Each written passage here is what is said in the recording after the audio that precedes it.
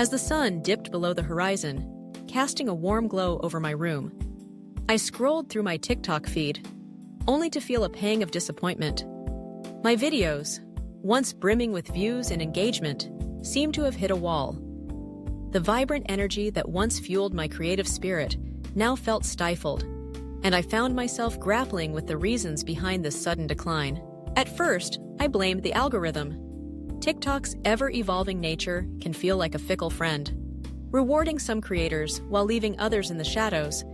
I had always prided myself on staying ahead of trends, but it seemed that my knack for timing had faltered.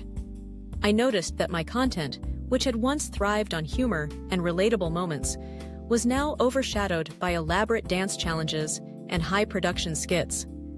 The audience, I realized, was shifting toward a preference for polished content. My spontaneous, authentic approach felt increasingly out of place. Engagement also played a crucial role.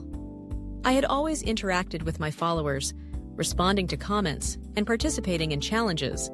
But as my views dwindled, I found it harder to connect.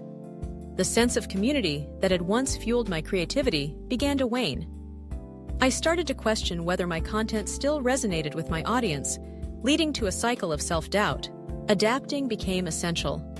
I began experimenting with new formats, incorporating storytelling elements, and collaborating with other creators. I immersed myself in the latest trends, not just to mimic them, but to understand the underlying themes that captivated viewers. Slowly, I learned that authenticity still mattered, but it had to be paired with a willingness to evolve. The journey has been challenging, but it has also rekindled my passion for creating, reminding me that while the landscape may shift, the heart of content creation lies in genuine connection.